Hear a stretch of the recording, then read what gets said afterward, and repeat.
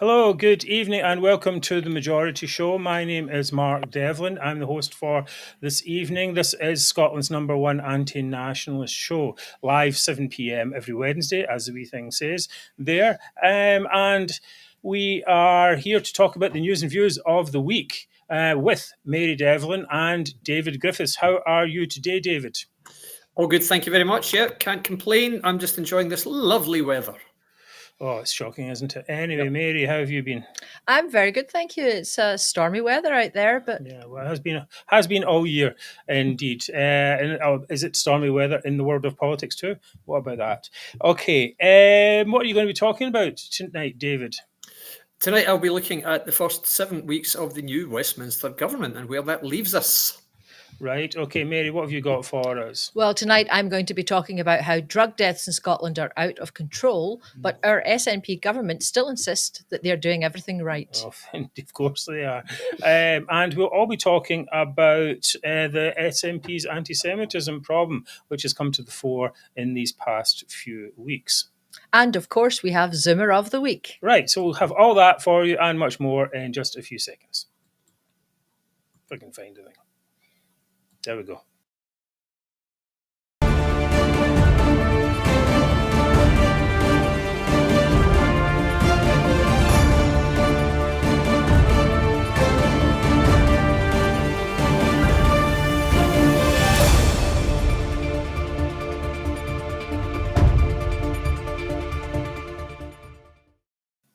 Right, welcome back to the show. Glad to have you all with us tonight. I'm Mark Devlin, as I said before, and this is Scotland's number one anti-nationalist chat. We are dedicated, the majority is dedicated to a thriving Scotland that is free of the toxic influence of nationalism, ideology that is strangling Scotland's potential. As always, a huge thanks to a friend at UK Union Voice and United Against Separation, where many of you are watching from tonight. Indeed. And remember, sharing is caring. So the number one thing you can do is to like the show on YouTube, even if you don't subscribe.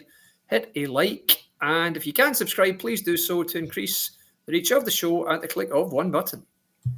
And as usual tonight, I'll be managing the relentless flow of comments. So please keep them short and snappy, and I'll try to put up as many on screen as I can. Right. Okay, David, you haven't been with us for a little while. How have you been?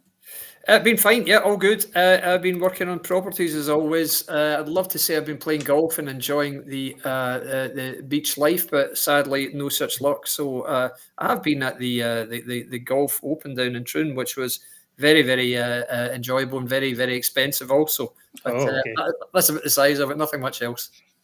Right. Well, we're glad to have you back. Last week we had the first show in a while. It was for a break. Some of you also may have noticed I'm wearing these glasses because I can't see the thing. I can't see the screen in front of me. I finally gave up. I suppose that's old age. Now, let's see what we've got for tonight. First of all, following last week's discussion on the state of Scottish Tory leadership campaign, Mary and I went off to the Glasgow Science Centre, where we were part of, or went to watch the launch of Russell Finlay's campaign for Scottish leader of the Scottish Conservative and Unionist Party, I believe is his full name. As we mentioned last week, Mr. Finlay is the only candidate who's not signed up to Murdo Fraser's ludicrous idea of a commission to investigate links to the UK Conservative Party, which, as regular readers and viewers will know, is a gift to nationalists. But I thought it's quite interesting, having not been to one of these events before. Perhaps if you've been to a lot of them, you get it's kind of the same thing each time. But in this case, very first part of Mr. Finlay's speech was to say that he was he would not separate from the UK party, and that got loud cheers in the audience. It was quite interesting there. Audience made up of mixture of press, activists, and party members, and also some MPs there as well. Andrew Bowie, I think, was there, and Miles Briggs also. Rachel Hunter, is it? Maybe that's not quite right. Yes, Hamilton, perhaps. Mary, though, what did you think of it? Well, I thought he was very personable. People seemed to like him.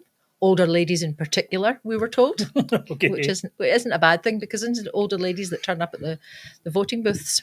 Well, perhaps Anyway, true. and he seems kind of tough. He's taken on the Glasgow gangs in his journalism career, and he seemed to be able to handle any negativity about the party quite well as well. I thought he talked a lot about being positive about small c conservative values, which is what I wanted to hear.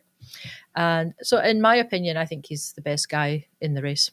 Yeah, I think this is a big thing. I think there's many disillusioned big C conservatives who are part of the party, but I think there is a lot of small C conservatism in Scotland. Scotland is a small C outside the Central Belt. Certainly, Scotland is a very small C conservative country, and I think with the right approach, they can gather more followers. Anyway, let's see, David. Do you have any thoughts on this leadership race though that's going on right now?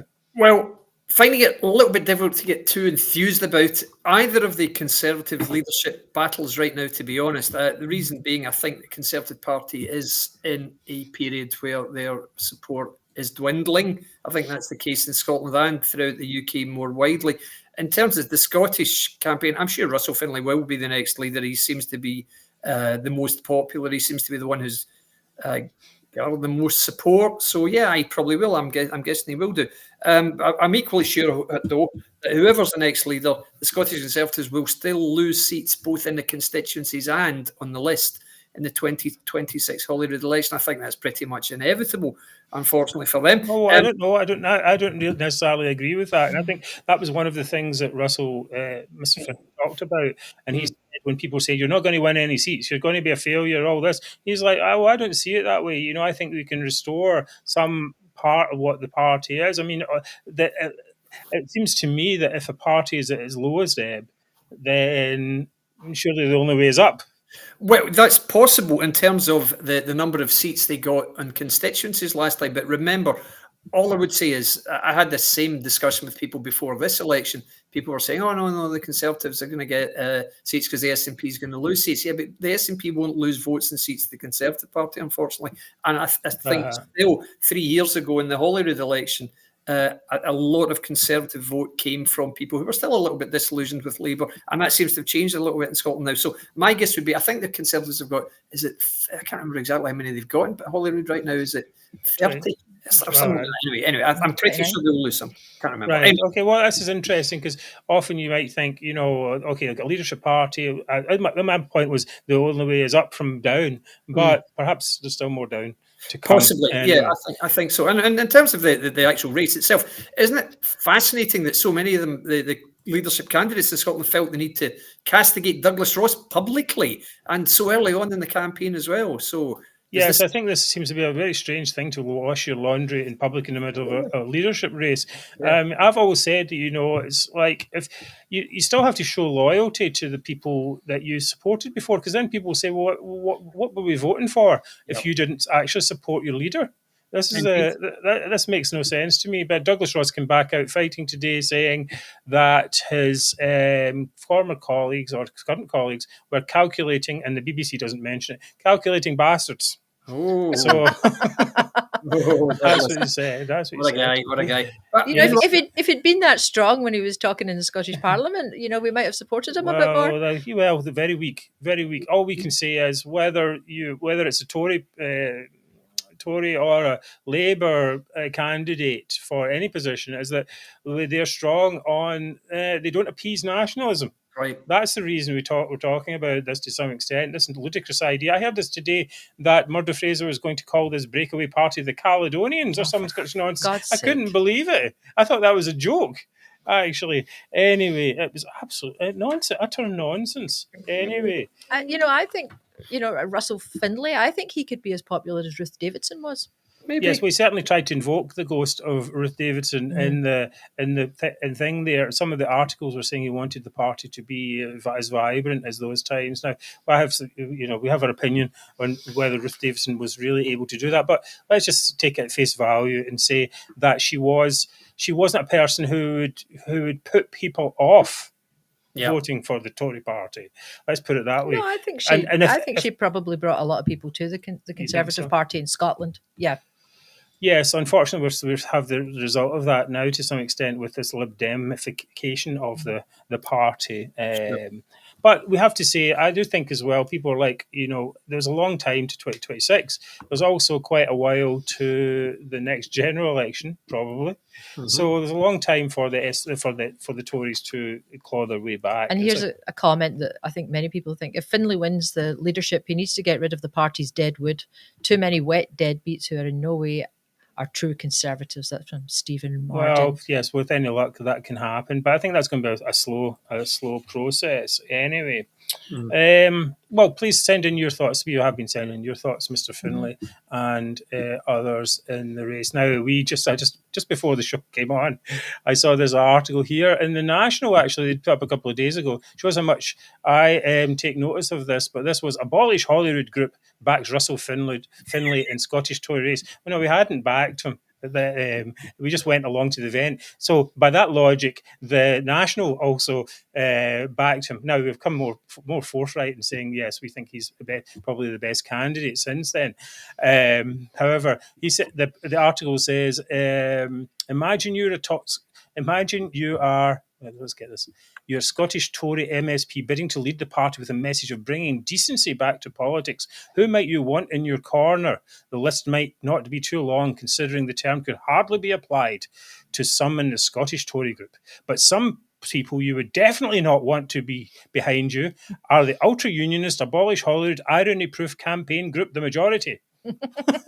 They're upping the rhetoric there, aren't they? I know, now we're irony proof. Well, I mean, that's a bit confusing considering that Russell Findlay seemed delighted that we were supporting him. He said, thank you for your support. Well, and we were invited to the event, and it's fine, and we think he's the right person at the moment for the job. See how it goes. And what they try to do, of course, is create division, as they always do. Whenever we meet anyone who is in any position of power, the National writes an article and tries to divide us away from them. And the reason they do that, of course, is because we know that we have some power.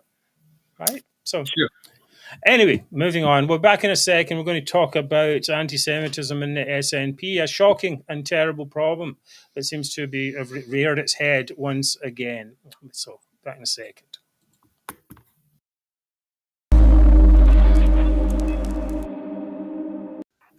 First of all, please, we spend ages trying to get this show together and doing all this stuff for the majority, and that's okay. That's important to some extent, but it's more important that if you get some value out of the show, please do try and support us with a donation if you can. Times are tough, but everything helps if you can. We're trying to push forward towards 2026, of course, and we've got a lot to do. Well, in the meantime, we have to keep the lights on. Yes, and we have to keep the software running and computers running and so on. So anything big or small would be much appreciated. And thank you to everyone who's donated and to the people who donated last week. Thank you very much for that. That's great. So what have we got? Right. Thank you for your support. Why does the SNP hate Israel? Well, in the headline of the show, we asked, why does the SNP hate Israel? But really, it should be, why does the SNP hate Jews? Basically, I don't think they particularly hate the Arabs or in Israel. Anyway, but let's go back to the beginning. Ever since Palestinian terrorists invaded Israel in October 7th last year and killed over 1,200 Israelis, the SNP have been doing their very best to side with the terrorists in the war that is currently taking place in Gaza. Now, as you know, this issue was highlighted by super racist scumbag Hamza Yousaf, and those are not my words, those are those of Elon Musk, who is currently under investigation for sending £750,000 of taxpayers' money to Gaza, when it could have been used to keep open some libraries or swimming pools, or even to empty the bins a bit more effectively. Anyway, some might say that the money was used as a bribe to release his in-laws, who had travelled there against Home Office advice that they shouldn't visit the area. But what is certainly true is that the money was given to UNRWA, which is the United Nations Relief and Works Agency, an agency that has come under huge criticism as it's been revealed that many of its workers participated and supported the October 7 murders, whose schools have been used as terrorist bases, and whose schools, all funded by Western taxpayers, including UK taxpayers, have been teaching Jew hate for decades. Hamza Yousaf seems so much more concerned about Gaza than Scotland. He was called the First Minister of Gaza. It seemed like he has constantly been advocating for a ceasefire. He's barely mentioned the hostages. I checked just before the show. Last time he asked specifically for the hostages to be released was in January of this year. He routinely repeats the line that Israel has killed 40,000 civilians, which is just a complete lie. He supports every act that makes Hamas stronger and Israel weaker. He holidayed in Qatar, where during the conflict where Hamas's leaders are holed up, and he's met Turkey's President Erdogan, who has said his country will attack Israel. Not to mention, David, that foreign relations are reserved. Is it reasonable to suggest, David, that Hamza Yousaf used his position to promote a minority Muslim interest? Well, I think it's certainly reasonable to suggest that Hamza Yousaf has personally repeatedly demonstrated a behavioural trait in which he allows his personal beliefs to influence his decision making in his role as a senior Scottish government minister. Now, the events that you've listed are not the first time he's acted in such a fashion or in such a way that would suggest that's what influences him.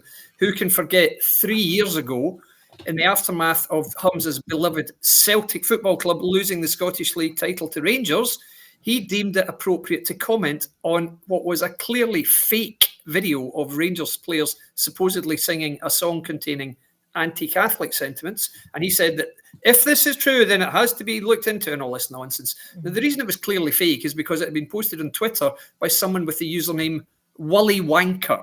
But the Hamza Yousaf, who was the Scottish government minister at the time, said, "Oh, is this true? Oh, if this is true, I think we should look into this."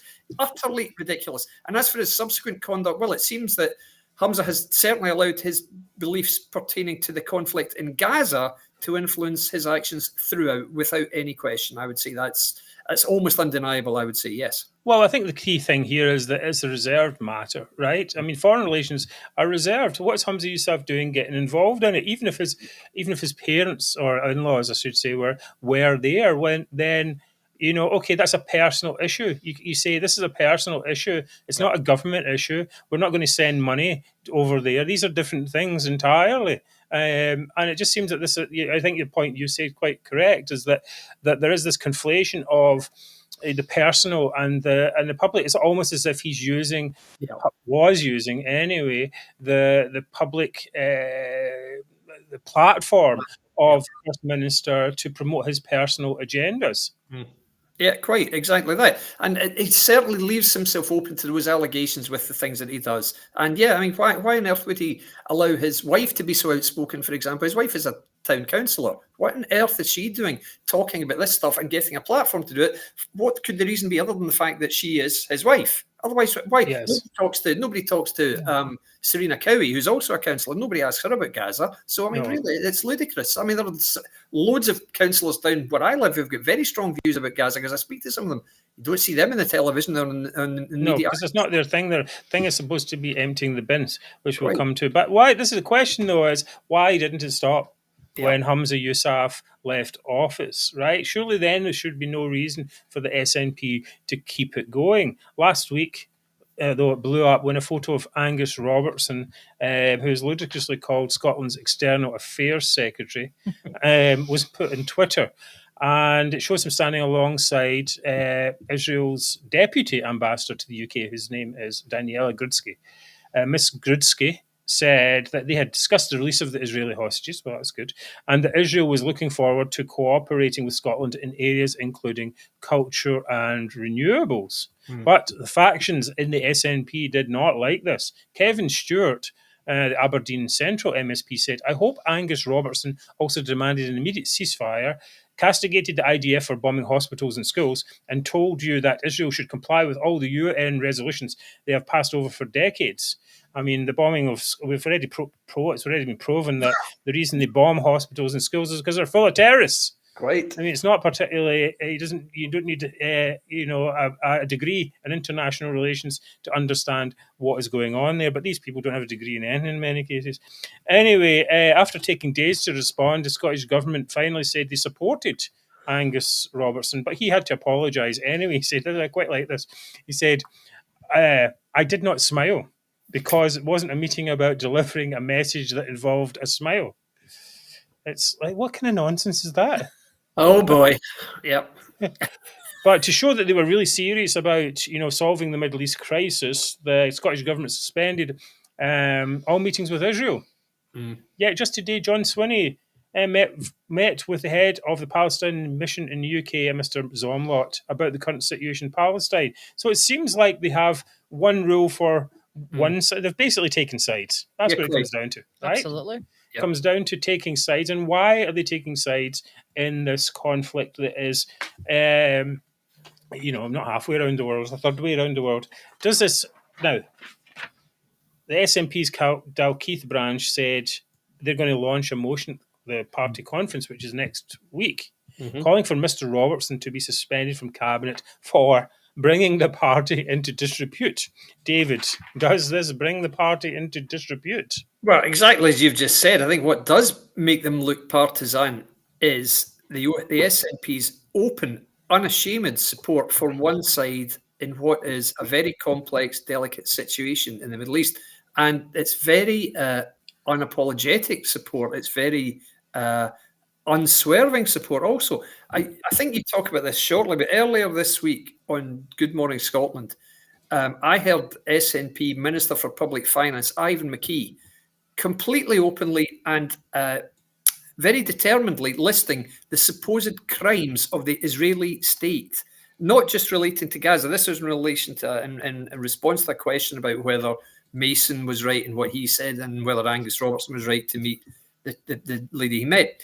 And so McKee read out this clearly prepared list of supposed crimes, alleged crimes, including what the deputy ambassador should have discussed is the arrest warrant which has been issued for her boss, as he put it, Netanyahu. He also talked about Israeli treatment of Palestinians in detention camps, including rape. This was a Scottish government minister basically giving what was effectively a Hamas press release. That's what it sounded like. And this behaviour, that type of stuff, that very partisan, oh no, they're wrong and they're right. It's clearly they're wrong. I mean, how could he possibly talk to that guy? Because they're wrong. And that's what brings him into disrepute. It just makes I think it's more than that, though. It's like you're basically supporting a terrorist organisation. Sure. And that basically went into another country and murdered a bunch of folk. And just civilians, right? And cold blood. And they're celebrating about it still. And then that's the side you're on, right? Rather than the people trying to get rid of the terrorists and trying to do that in the best way possible without creating too many civilian deaths and so on. It's just like what's so much criticism but there's no understanding of the other side whatsoever. There's no thing like, well, really, we need the hostages back. It should start. The discussion should start with, in my opinion, we want the hostages back. Then then the thing's over. That's the beginning. But they start with other stuff. No, you have to stop the fighting, and then we'll talk about the hostages. It's all like it's all the wrong way around, and certainly all to Hamas's favour. Now it got even worse with John Mason, who said that he dared to say that there was no genocide. Now they go on about this genocide thing, and anyway, and so John Mason, he was like. He was kicked out of the party because of this. Basically, he said in defence, he said, I completely stand by the tweet, which was making the point this is not genocide. When we look at other examples of genocide historically, it's nothing like what's happening in Gaza.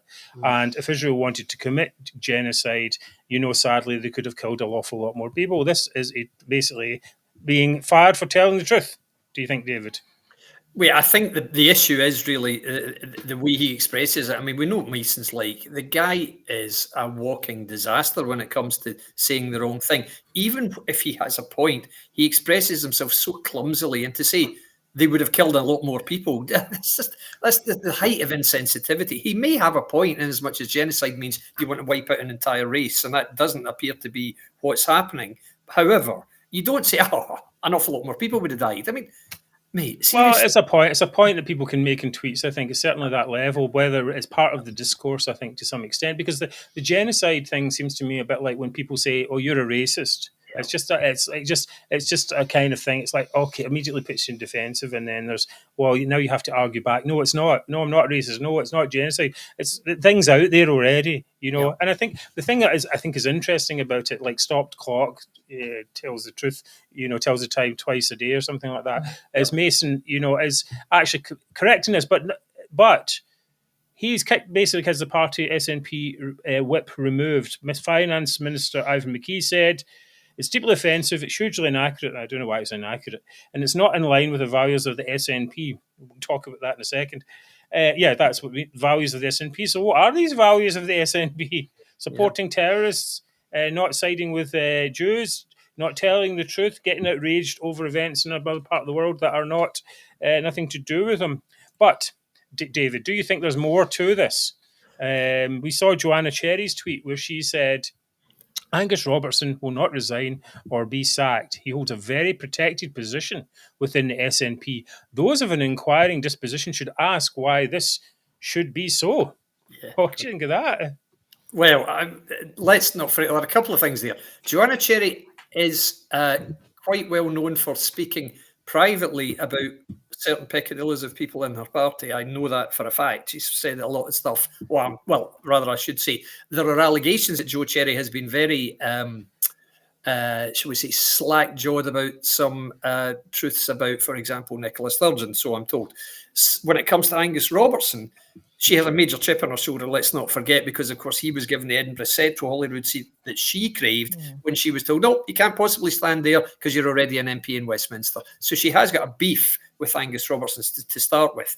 Now, she does also have a lot of hurt to contend with because she really is sore about losing her seat, and she blames the SNP. As we've seen, she saw her on election night when we covered it all, slagging off Nicola Sturgeon with absolutely no mercy, and wouldn't even hang around to hear Sturgeon's reply. As soon as she said her piece, she just left the studio. So yeah, Joe Cherry's got a lot of her stored up, no question. As for Robertson, it's possible that this could be people trying to get rid of him. I don't think so, though. I think it's more likely that Mason will be the scapegoat for Robertson. Swinney can't really get rid of Robertson when he's the one who told him to go to the meeting. It was Swinney's call. So really, I don't see that. There are plenty of things you could get rid of Robertson for, but to send him to a meeting and they say, how dare you, right, you're fired.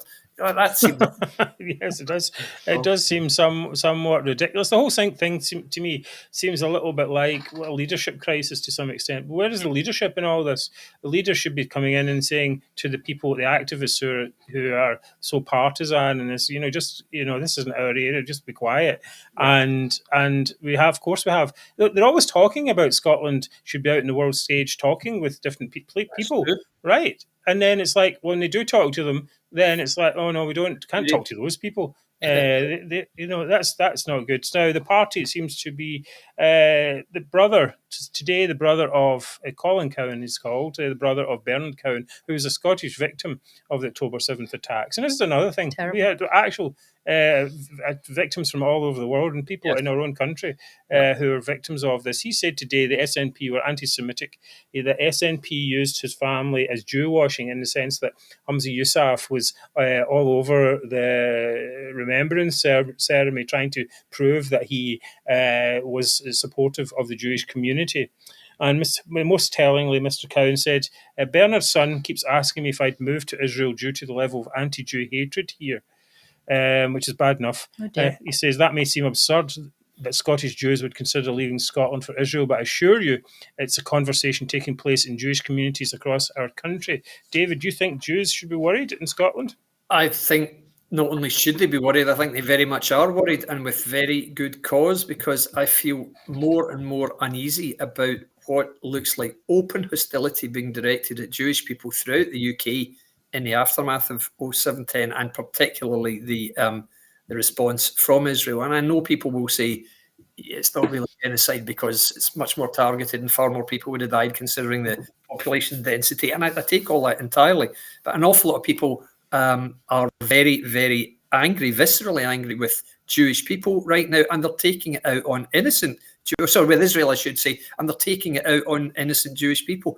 And I think what we are seeing is barely disguised, if even attempted at any disguise, anti-Semitism. I think that's right. I think it is dislike of Jewish people. I don't think there's any other way to describe it. And I think many Jewish people must be feeling genuinely alarmed right now, and I don't blame them at all. I wouldn't be surprised at all if people are thinking, "Look, really, how much longer can we keep doing this?" I wouldn't be surprised. Yeah, I just wonder. I mean, you kind of hint at like, okay, but I mean, what else can Israel do, right? Basically, get attacked. I mean, if it was Scotland get attacked, the SNP would be the first to say, well, we're going to fight back with whatever we can and stop this. This is, this is the way it works, the way of the world. We're not. I mean, it's not anything unusual in there, I don't think. And this being part of Hamas's propaganda war is probably the thing that I object to most. These people have everything to gain from useful idiots like Hamza Yousaf. Well, Hamza Yousaf isn't a useful idiot in this case. He He's not that feels useful. more like a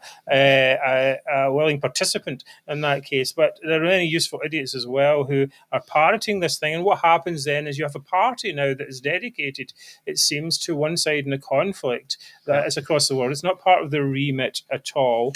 And they're not keeping it under control at all. And the side effect of this, or maybe even the effect of it, is to make Jewish people in Scotland feel uncomfortable. And I should say as well, I was talking to a Muslim guy the other day, and he was like, he hates the Islamists because they've given him all a bad name. Yes. Right? He's like, no, we don't want these people because we want to live in peace in the West. We came here, to make good opportunities for ourselves. Sure, yeah, absolutely. Right, and then we're getting drawn into this this war, and by idiots like John Swinney, Angus Robertson, and all these people as well. Anyway, so I just think it's a leadership. Anyway, there's an old saying to close this section. Old saying that all it takes is for evil to prosper is for good men to do nothing, and that certainly seems the case here. By embroiling themselves in the Gaza conflict, the SNP has divorced themselves even further from the needs of ordinary Scots. We just want them to empty the bins, really. Try to distract us with all this nonsense. Yep. Anyway, fix the potholes. That's what we want. Get the trains and buses running. Well, yeah, exactly. Let's not talk about the trains. Running past 5 o'clock on a Sunday from Edinburgh. Yeah, quite exactly.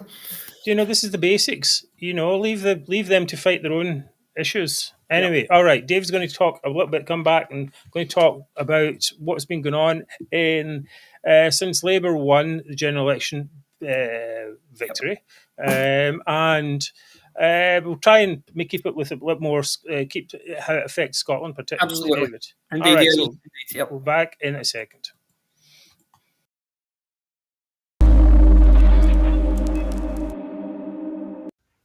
Right. Okay, yeah, I will keep this with a Scottish slant, of course, where possible. Just remember, it's 7 weeks ago tomorrow, Labour won a landslide general election. Seems a long time, doesn't it? Certainly does, an awfully long time. Winning, let's not forget, 411 seats, gaining an almost unbelievable 200 seats, mainly at the expense of the Conservative Party, but also substantially from the SNP. And so doing, ousting the Conservative Westminster government and making sure that the SNP was no longer the second biggest party in Westminster. They are now, in fact, the second biggest party in Scotland, and thank God for that. Anyway, so does this that clearly gave the Labour Party a mandate to do as was set out in their manifesto. What happened since? Well, the very first action they took was to scrap the universal winter fuel allowance, which meant that these payments would now be means tested, which further meant that only people on benefits, i.e. the least well off and the most deserving, would get them. And the reaction to this was, of course, predictable. Labour came under fierce criticism from mainly the SNP and, of course, the Conservatives also. Possibly not surprisingly, as this move wasn't really expected so early in the parliamentary term. So I'll just go on from there because it's not particularly thrilling, but it's just what happened. But, of course, worse was to follow almost immediately. As Harold Macmillan famously said, what's the biggest challenge any party or any politician faces? Events, dear boy, events. And of course, a totally unexpected event threatened to overwhelm the beginning of the first month of the Labour administration, which was the appalling murder of 3 tiny young girls in Southport. And the initial reaction was, okay, it looked like a demonstration, but that soon snowballed on the back of some very unfortunate social media and really quite despicable social media conduct, whipping up fervour on both sides, it has to be said, with the effect that, with the result that I should say that riots broke out, such as we haven't seen in this country for at least, I think, 13 years. Horrific violence, looting, attacks on places of worship, attacks on emergency services in England and in Northern Ireland. Nothing in Scotland, happily. There was talk of a rally, which is still being planned, as I understand it, which, of course, is being framed as a far-right thing. And this was the big thing that I wanted to talk about.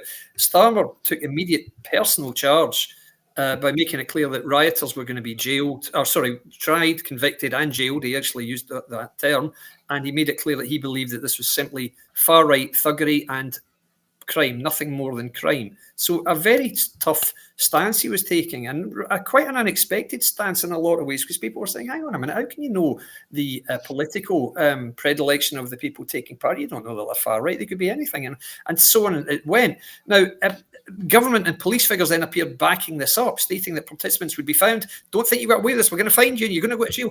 And it was almost like threatening people that, like, don't how dare you? And it was as if they were taking emergency measures to quell an unexpected event. And it was as if, as I said in a separate discussion, it was like they were reading the Riot Act quite literally and saying, yes, this is what's going to happen here. This is a riot time, and it's those measures that we will take, so be ready. What was your thinking behind all that, Mark? Well, I think the first thing is that the Starmer didn't cause the riots, did he? Because basically the result of Conservative 16 or however many years of Conservative policy. Right, so that's the first thing.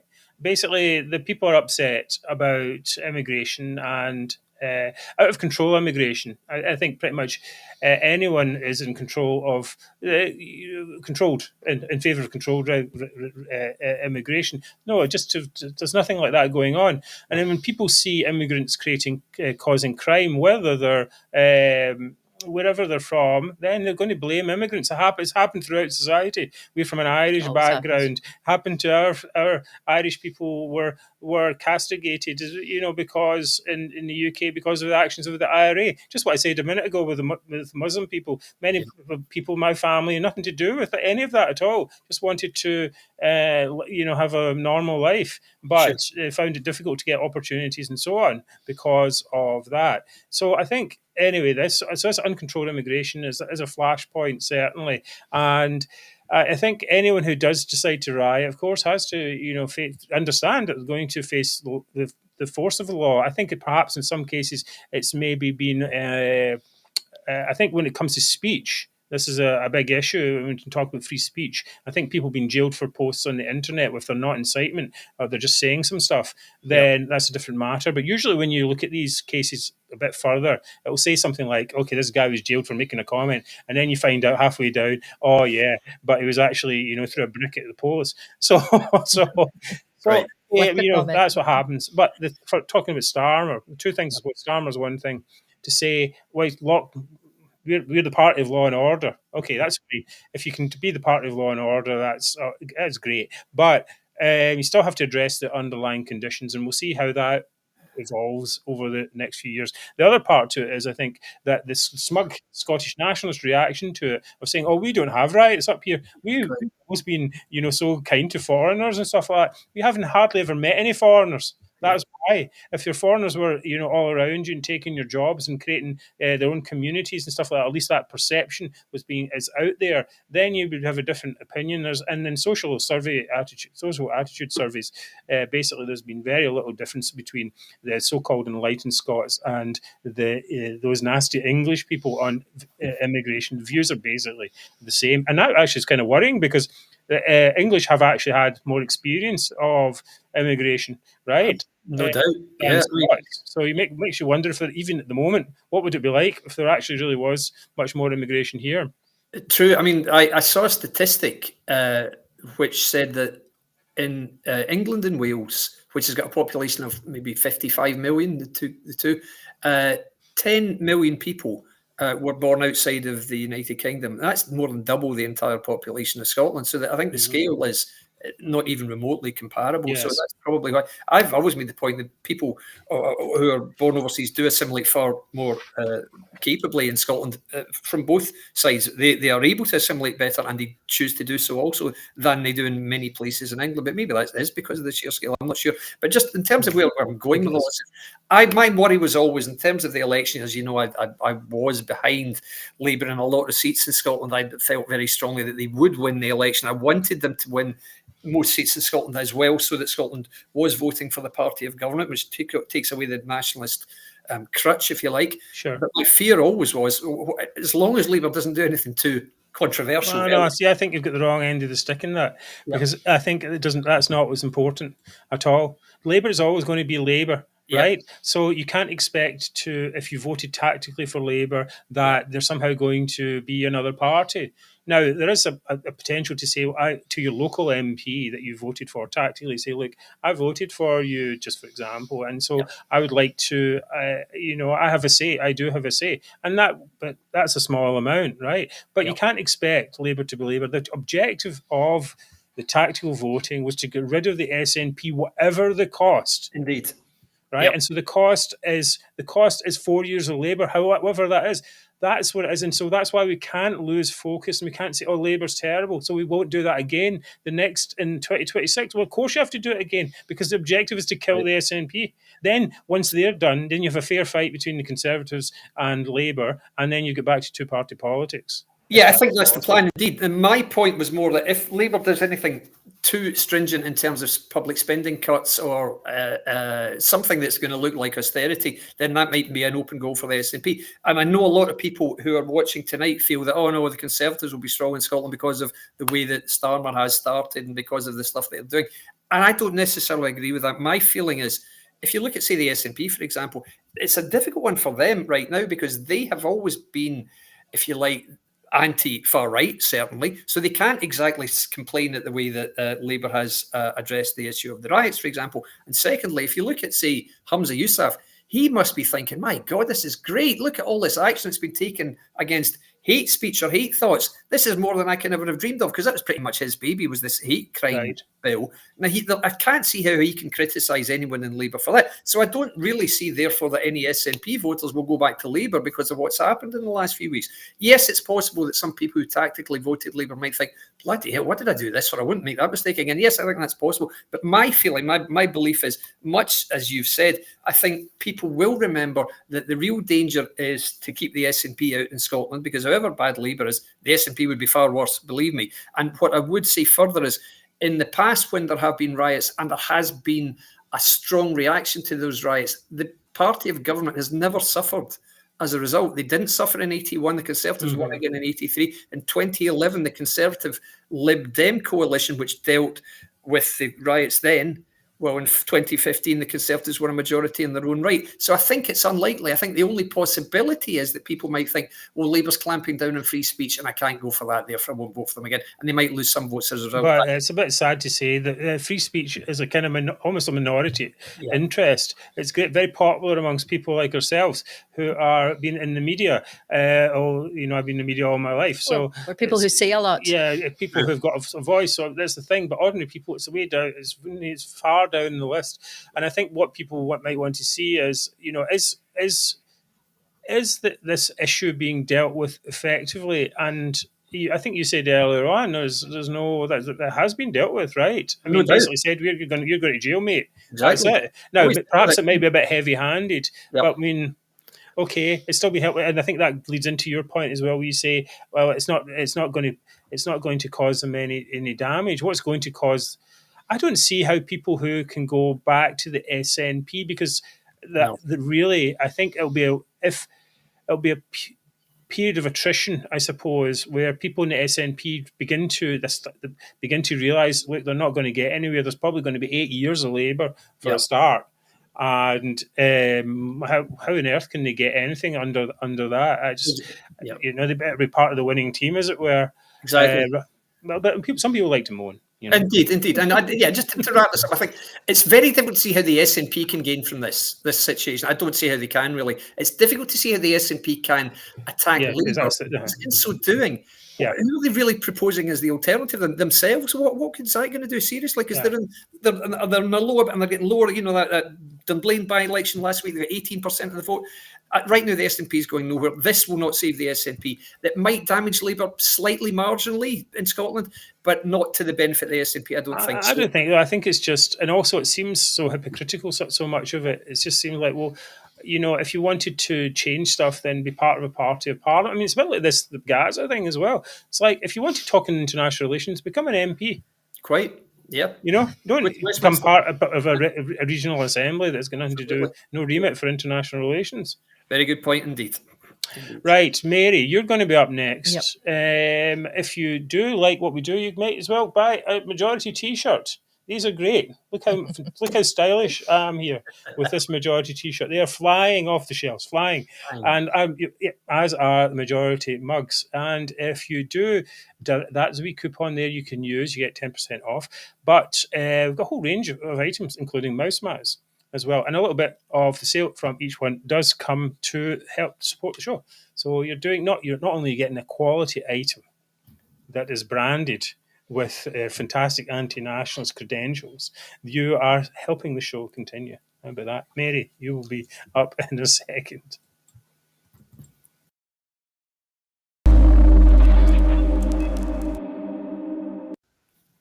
Right, there we go. The latest figures for drug deaths in Scotland have been released this week, with the number of fatalities soaring again. The new figures released show that there's 1,172 people died due to drug misuse in 2023, which was an increase of 121 deaths, a 12% increase compared with 2022. Scotland has the highest per capita rate of drug deaths in Europe. We've got twice the rate of Wales and nearly 3 times the rate of England. So it's opiates and opioids, including heroin, morphine, and methadone, being implicated in 80% of all deaths. The average age has also increased from 32 to 45. Oh, really? Okay. Bloody hell. That means it's long term. Well, I mean, these aren't kids. Yeah. I mean, it's, like young people abusing drugs. This is, I think these are probably people who've been using drugs for a very long time, and then something bad happens. Mm-hmm. They've maybe tried to get into recovery and they haven't been successful. Anyway, this drug deaths crisis is catastrophic and appalling, and it continues to shame Scotland. Campaigner, sorry, did you want to discuss the numbers or? Well, I mean, it's really shocking. I mean, you think about that. I mean, we had what's his name again from Hamilton on the show before, and Anne-Marie Ward. No, not Anne-Marie Ward. From the Hamilton Ackies, what's his name? Colin McGowan. Yeah, Colin. Yeah. He says, but it's like over 15 years, it's 20,000 people or something like that. Yeah, it's like a whole town of people who, in 15 years, isn't a long time, right? For example. Yeah. So this is, it's a huge cost. I mean, one death is a tragedy, and it feels almost like these 1,000 deaths are treated as a statistic. Yeah. They're not actually. People don't really realize what's going on. 1,000 people, and many of them, as you say, there, I didn't realize this. Long-term people who could have been helped. Yeah. I think that's pretty clear there. Wow. And what's happening is new drugs are coming in, fentanyl, these street Valium, which is killing people because it's cheap, but it's poorly manufactured, and that's where the focus I think should be on is in this certainly in this harm reduction part, and saying attacking those and those things, and saying to people education as well, rather than the way they're going. And that's what Colin McGowan, he works a lot to try and help people never start drugs in the first place, or or abusing alcohol or any other addiction or whatever.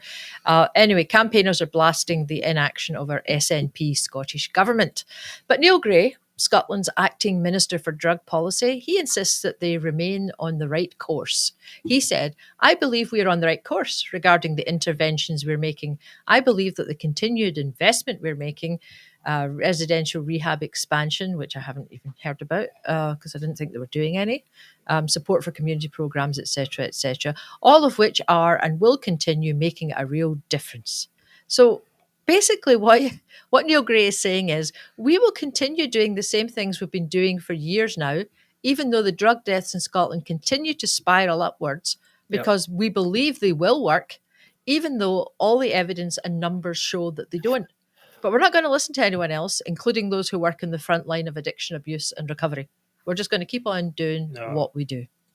What they do is they have a committee, that they form a committee, the drug whatever it is committee, and it's full of all their acolytes, the middle class people that they've got, and the government hires them. They've got nothing to do with any of the campaigners. They might go out and interview, do some field work, whatever. Then they just ignore that and put their own recommendations in, and the government ignores it, and they say, "Oh, we've done a study," that type of thing. So it's really, really terrible. Do you want me to show some of this Neil Gray thing now, Mary? If you like. Right. Okay. Well, here's Neil Gray talking about it. This is going to come in two parts. We'll talk about we'll do the first part now. This shows you how clued in Mr. Gray is about the situation. I am offering hope because I believe that the investments that we're making, the programmes that we're committed to, are the right ones. Forgive me again, Minister, sorry. 5 years ago, your government declared this a public health emergency. 5 years ago, you set up a drug death task force. There's still 1,172 people have died, leaving behind them a trail of grief. And you're standing here telling me that you've got hope and you've got the answers. I believe that there is hope there. Where is this hope? So I believe that the programmes that we are expanding on residential rehab will make a difference. To know how many you need to expand it by, you have to know how many people need it. Do you have any idea how many problematic drug users there are right now in need of rehab? So we are recognising that there is a need. We're supporting an expansion. Minister, I'm asking the question about a number here. How many people in Scotland have you identified might be in need of long-term residential rehab for their drug addiction? So again, this is a complex picture. You've got no idea how many people are using drugs in Scotland anymore. Is that not the case? You don't know? Well, by its nature, that's good. That is a complex picture to be able to ascertain. Let me simplify it. How many people are currently in the methadone programme in Scotland? So this is an incredibly serious area. Oh, Jesus. I mean, that's the definition of a car crash interview. If only, the reporters and journalists had been doing this for years with the SNP. Absolutely in a much better position, wouldn't we? Well, we had the situation, Colin McGowan told us the situation of, he was trying to set up a recovery beds. I think it was 15 beds or something like that. It wasn't that many. Yeah. And it was going to cost millions. It was quite expensive. The Scottish government wouldn't listen. They wouldn't even have a meeting with him. Yeah. They wouldn't even give him a meeting. And he was donating the space for it and everything like that. But and he's a recovering addict. Yeah. Well, he's a recovering alcoholic. Yeah, and so it's really terrible. Do you want me to play the second part of this bit, Mary? Yeah, we'll do the second part. Now, this is the other part of the interview continues, where we see this lady who is who's been put in methadone. It might take a few seconds to come on. And that's why I'm asking these serious questions, Minister. You don't know. People who are asking for access to rehab are being given methadone. No, that's not the case. Hang on a second. You said that's not the case. No, let me introduce you to Stacey. This is Stacey, who lives in Shettleston. Don't make the same mistakes that I've done. You're trying to get into rehab just now? Yeah, I'm trying. Again. What have you been told? Just keep saying to me, I'll put you up another 10 mil of meth, put you up another 10 mil of meth, and that's what she keeps on doing. She's putting me up and putting me up and putting me up. So you're asking for rehab, but you're getting more methadone? Yeah. Do you feel like that's helping you? Nope. And methadone only helps for smack. But it's not heroin that you're taking, it's cocaine? No, it's cocaine. Is this now? Absolutely crazy. Yeah. Absolutely nuts. It really They're is. just trying to give everyone methadone. Why would someone on cocaine? The last thing they need is methadone. You give that to someone on heroin because the impact of methadone is nothing like the same on a heroin idea as it is on a cocaine user. No, so they're going to end up being addicted to the methadone and the cocaine. Yep. For God's sake. And it's outrageous. But obviously the person or the people who are saying take methadone have absolutely no idea what they're talking about. Exactly. And I mean, we know that you don't give methadone to someone who's a coke addict. Why don't they know that? And you notice that methadone itself is the biggest single contributor to deaths in Scotland. Yes. And it's a prescribed drug. Give her more methadone. Well, that's the thing. So basically, they think it can be treated by this idea of giving everyone, oh, you've got an addict. We'll just keep you going. But it's killing. It's actually killing people. That policy, and they won't do anything about it. Now, sometimes people might say, "Well, the drug addicts, they deserve it," and all that. But okay, they don't deserve. Nobody deserves to die because of this. They don't. It's not. That's not right. So you need to help. The whole point of society is we help the people who've fallen through the cracks. That's supposed to be the thing. Yeah. And these people are desperate need. And we talked to Colin and other people, Anne-Marie Ward and so on, and they're so frustrated because they see their friends and their people, dying around them. Because they're involved in the industry, or not the industry, but the community of these people looking, trying to help them and look after them. Well, I mean, you're talking about Anne-Marie Ward. I mean, she does work on the front line of addiction and recovery. She's the CEO of Favour UK and advocates for people suffering and recovering from addiction. She's been on the show several times talking about how to actually lower the number of Scottish drug deaths. Nobody's listening to her. And she says, we're in the midst of a tragedy of unimaginable proportions, yet the Scottish Government persists with a plan that has repeatedly failed to save lives. Yeah. And she's advocating for the Right to Recovery Bill, which would be a big step in trying to make this a reality, as it guarantees everyone the right to appropriate treatment options, including rehabilitation, which is what she says people really need. They need to be rehabilitated, and support services tailored to their needs. And the big thing that she talked about last time was what people need is they need to be in contact with other recovering people, or people who have recovered, people who've been through it. And the Scottish Government doesn't seem to believe in that form of treatment at all. It's terrible, and I think this is the thing. I mean, I wonder I'd like to see the statistics on how the numbers compare as you go across the border, right? Because basically the implication is that someone who's in Newcastle, an addict in Newcastle, is much less likely to die than someone in Edinburgh, say. The numbers are 3 times higher in Scotland than they are in England. So, I mean, that's... And I'll come back to that with my Zoomer. Right. Okay. Well, it's definitely a shocking situation. They don't do anything about it. You can see Neil Gray how much they care about it. They don't even try. He's not even. Doesn't even bother. Don't even bother. And it's lip service. It's not even that. It's just surely, if someone came on, if a UK government minister came on and said that, they'd be fired straight away. Right. That's it. Yeah, if they try to defend statistics like that by saying no, we're on the right track, then they would be laughed at. And there's hope. Hope isn't a plan. Strategy. Right.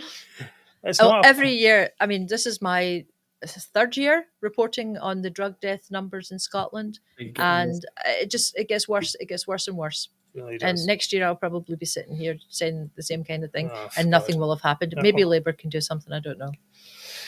Oh, so unnecessary, so wasteful, and it's a shame for these people who are desperate as well. Many of them are desperate to get out of the cycle of addiction, and we hope that they can do that with the help of their friends and family and so on, which is also very difficult. Right, okay, moving on. Things you can do right now to support the show. You can like the show. Please do like it. We'd like you to like it. And we also like you to subscribe. Please do subscribe if you can. Please tell your friends about us, and if you can do all of the above, that would make us feel extremely happy and fulfilled, underlined exclamation mark. Coming up, it is the moment you have all been waiting for, the highlight of the week. It is Zoomer of the Week. Yay.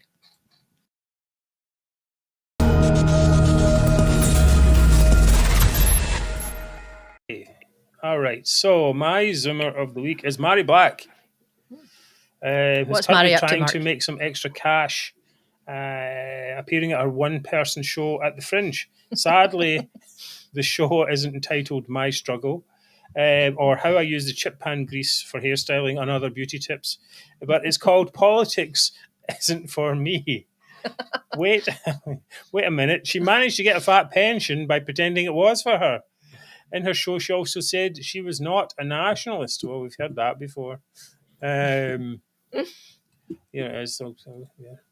not a nationalist, which is a bit weird because Well, she's for a most- regular Zoomer on our show, so I think that makes well, her a it's- nationalist. for most of her adult life, she's been a member of a nationalist party. Yeah. And a party's primary goal is the creation of a new nation, hence nationalist, and whose ideology is the exact same as every nationalist party throughout time.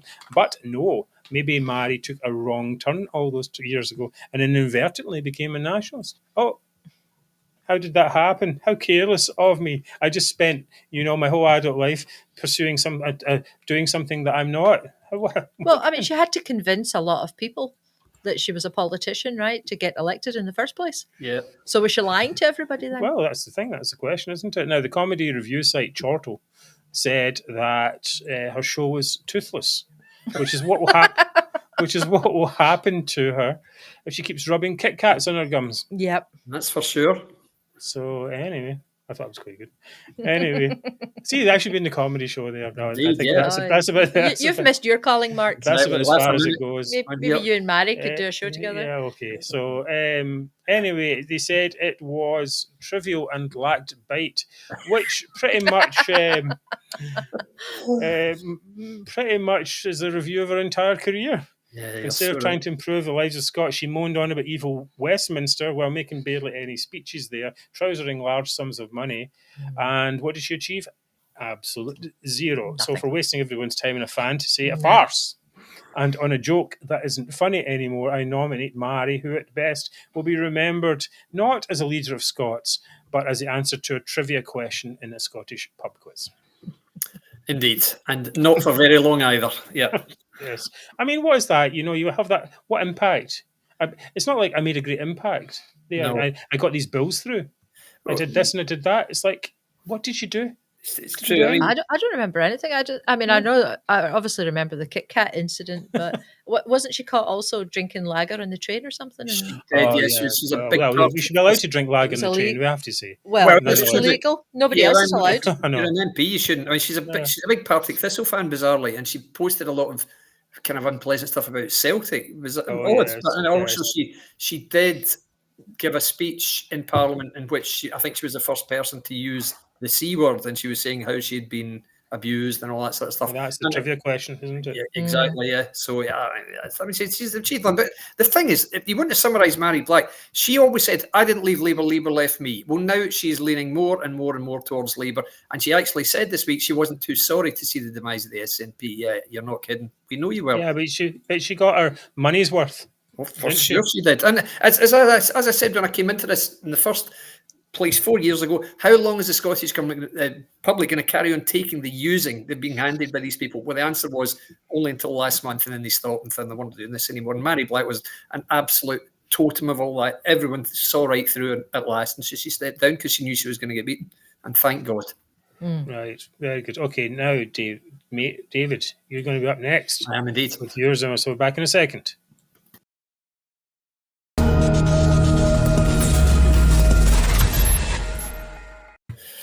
Right, give it a go. Well, guys, not for the first time, my nomination for Zoomer is Leslie Riddick. Oh, jeez. I know this is an old... Mark and I were discussing it. We think you've got a thing for her. Yeah, you've got a thing for her what's it, not blonde, silver golden locks. locks. Oh, Yeah. yes, her flowing silver locks. Yes. It's her Wolverhampton roots. That's what does it for me. The Black Country. I'm a big fan. Anyway, the indie movement's propagandist in chief has been rather low key since the general election wipeout for our beloved Nats. But this morning she sprang into life with this tweet. Do you have the tweet there, Mark? By any Yeah, chance? this is a tweet. Sorry, I put it on earlier. This is right. Okay, yeah, right. So Leslie had posted a Kamala Harris TV ad from the US election campaign calling for freedom in the USA. Now, Leslie commented as follows: "Wow, epic storytelling, and not a fact or figure in sight." Sure, Okay. that must Because the SNP don't understand facts and figures. Exactly. That's a classic. This was So they her just last like line. pictures. They like books that have pictures in them. Lovely. Especially stand up, figures that stand up, exactly. But the power of story, went on Leslie, the power of story through film is something the SNP stroke indie movement must embrace. So now we know, guys, the route to Scottish independence is not through facts and it's not through figures either. What's needed is glossy TV ads telling stories through film. Well, pardon me for asking, but hasn't the SNP spent the last 17 years giving us a load of absolute hogwash using no facts and no figures, because that's pretty much how it's looked to me. Anyway, maybe more of the same will have the desired effect. Who knows? Somehow I can't see it. So for yet more sheer idiocy and our desperation to remain relevant, which is why I keep pointing it out, because I just like making a fool of her. My nomination, once again, is Wolverhampton's most famous daughter, Leslie Riddick. Yeah, so I mean, I was okay. looking at the video that Kamala Kamala Harris, Harris. and it's full of cowboys and we love America and all this type of stuff. So that is obviously the solution. They have to SNP has to dress up in cowboy hats and Line dancing, some line yeah, dancing. exactly. That's what they need to do. That's what Leslie's saying. That's the subtext of this thing here. Epic storytelling, yeah, sure. Show the Rockies. Well, that's what and they've some been telling horses us. They've been galloping in telling the us distance. stories, haven't they? Yeah, quite. Yeah. No facts and no figures. Right. Well, I think that is the key, though. No facts, no figures. Yeah. Well, that's SNP. That should be their line. Yep. SNP, no facts, no figures. Yeah, vote for us. Right. Very good.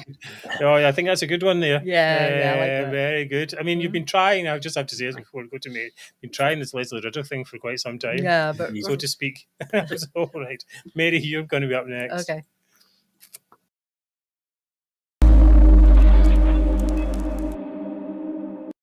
This time I'm going to remember to do your Please do my comments. your comments. If they're good, if they're bad, don't bother. Right, try and get there. Okay, so my Zoomers of the week are stupid nationalists, the readers of the national newspaper. There's probably about 3 or 4 of them at least, who responded to reports of Scottish drug deaths, a very serious subject, being the highest. So we've got Scottish drug deaths are the highest in Europe. They're twice as high as Wales, 3 times higher than England.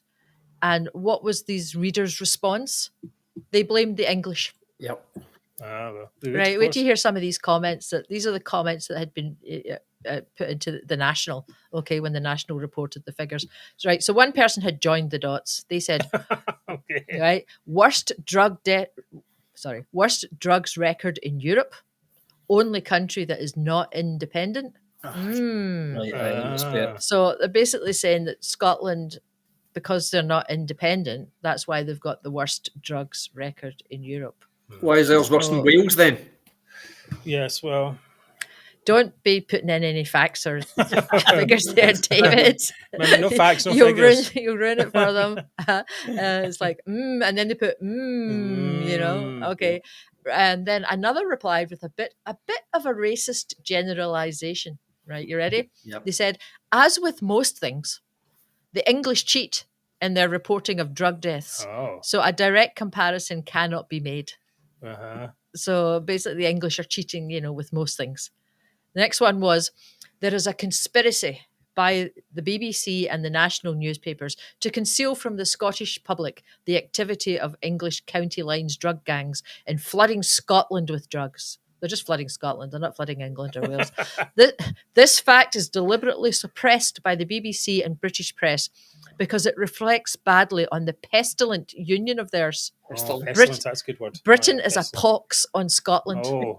Britain is a pox on Scotland. How does that work?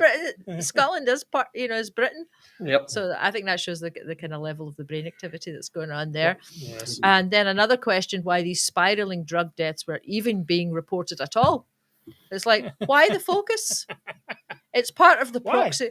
I mean, why are we focusing on this? It's part of the proxy war against Scotland, along with the NHS, policing and education, not to mention our ferries. Oh, yeah. So basically, it's all made up.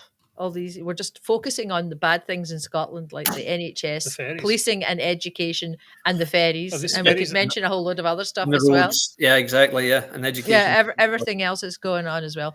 Yep. So basically, these people live among us, as they say. And so my Zoomer of the week is the readers of the national newspaper. But by the way, guys, thanks for giving us such a nice write-up today, or was it yesterday? Yes, about us supporting Russell Findlay. We really appreciate it. Yes. Anyway, ultra unionists. What was it? Irony free. Not even unionists. It's whatever. Maybe meant ironing free, or I don't know. It was quite though when the Russell Findlay event, when the Nationals the guy from the National put his hand up to ask a question. He was the last one to do so. Everyone laughed in the room. Yeah. When he introduced himself, yeah, did they? Yeah. Good. Yeah. Well, I think Russell Fielding made a comment and everyone laughed Yeah. as well. Right. Okay, though now we have 3 quite strong candidates. Mark's deciding. Yeah, it's me to decide, and I don't usually get to decide for some reason. But anyway, I'm not going to vote for Mary Black.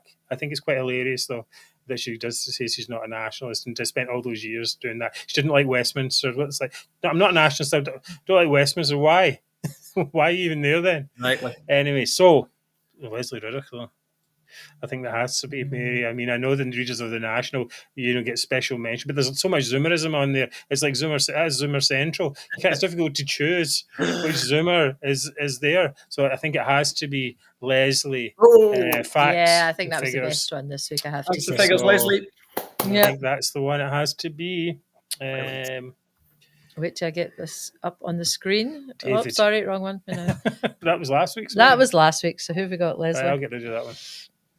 Right. Okay. While you're doing that, we will start closing the show. We're so happy to have you all with us on the show every week in Scotland's #1 politics chat. It was quite fun tonight, as usual. We will see you again, same time same place Next week. next Wednesday. I don't know. A little bit confused there. I'll leave you with the thought of the week. It seems almost ridiculous to say it, but I don't like terrorists. This seems to be something that is difficult to say in the modern world. These men, it reminds me of that James Bond clip where they're talking about terrorists, and the guy who's talking to Mr. Bond says, "Oh, but these are not terrorists; they're freedom fighters." Yeah. James Bond says, "Well, they're not interested in anyone's freedom." Yeah. And that will do for the thought of the day, I think. Thank you so much for being with us every Wednesday and today of all days. And well, enjoy the good weather while it lasts. It's a shocking anyway. So we'll see you next week. Back next Wednesday. All right, so take care. Thanks for all the comments, everyone. Thank you very very much. Good night. Cheers, guys.